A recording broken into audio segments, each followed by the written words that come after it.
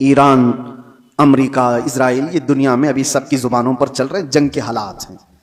اس دوران میں نے حدیث یہ پڑھا کہ دجال کے ظاہر ہونے کا وقت جو ہے وہ اللہ بہتر جانے، لیکن جو جگہ ہے نبی پاک صلی اللہ علیہ وسلم نے فرمایا وہ بھی ایران کی طرف سے ہی ظاہر ہوگا۔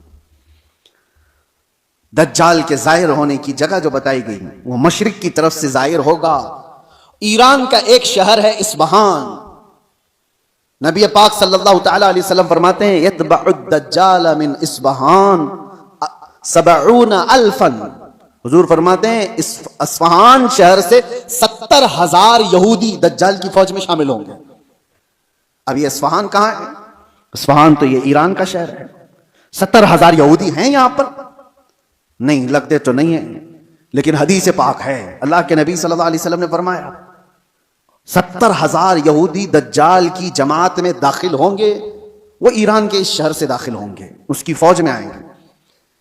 ہو سکتا ہے لوگ میرے اس بیان کو یوں کہہ رہے ہوں کہ یہ ایران کے خلاف بول رہے ہوں۔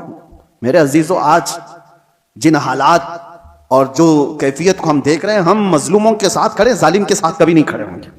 اسلام کی خاصیت ہے یہ، ظالم کے ساتھ کبھی نہیں کھڑے ہوں گے۔ ظالم امریکہ ہے، ظالم اسرائیل کے یہودی ہیں، پوری دنیا کو انہوں نے ظلم کی چکی میں پیسا ہے۔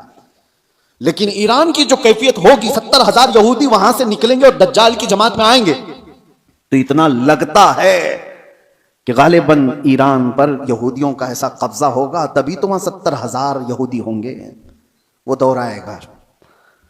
آج جس حالت میں ایران لڑ رہا ہے، چند باتیں لوگوں کو خوش کر رہی ہیں۔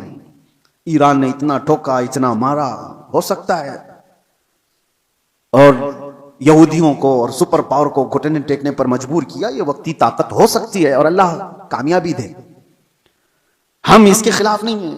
لیکن حدیث پاک، مجھے اس حدیث پاک سے یہ لگتا ہے وہ وقت آئے گا جب ایران پر یہودیوں کا ایک غلبہ ہوگا، تبھی تو وہاں سے دجال کی جماعت میں لوگ شامل ہوں گے۔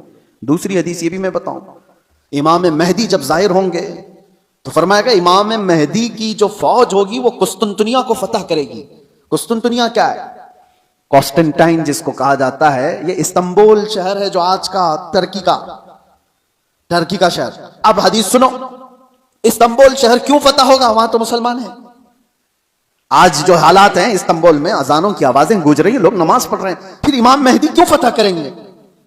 لگتا اس سے بھی یہ ہے کہ یہ بھی شہر مسلمانوں کا نہیں ہوگا اس وقت، یہ بھی عیسائی اور یہودیوں کے ہاتھ میں جا چکا ہوگا، اور امام مہدی کے زمانے میں اس کو فتح کیا جائے گا۔ اور حدیث کے جو الفاظ ملتے ہیں، ترتیب پہلے کیا ہونا ہے، امام مہدی ظاہر ہوں گے، وہ دمشق کی طرف لوگوں کو لے کر جائیں گے، اور پھر یہ جنگ ہوگی اور فتح قسطنطنیہ ہوگا، یعنی استنبول فتح ہوگا۔ وہ تو صرف 2 تکبیر پر فتح ہو جائے گا، یہ روایت میں ملتا ہے۔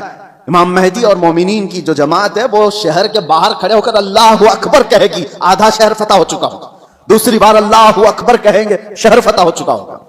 بڑی جنگ کا ذکر نہیں ہے، اور فتح ہو چکا ہوگا، اسی وقت یہ افواہ پھیل جائے گی دنیا میں کہ دجال ظاہر ہو گیا ہے اور اس کا فتنہ مشہور ہو گیا ہے۔ تو امام مہدی کے ساتھ جو لوگ ہوں گے وہ دجال کے مقابل میں وہیں سے نکلیں گے۔ تو امام مہدی کے متعلق جو بات ہے، ابھی جو میں نے کہا قسطنطنیہ، یہ بھی استنبول شہر اس وقت شاید مسلمانوں کے ہاتھ میں نہیں ہوگا، تبھی تو فتح ہوگا۔ اور تیسری ایک خاص بات، جو بات میں نے چھیڑا تھا، حضور فرماتے ہیں جو مجاہدین اس اخیر زمانے کی جنگ میں شریک ہونے والے ہیں، حضور فرماتے ہیں اللہ نے ان پر آگ کو حرام فرما دیا۔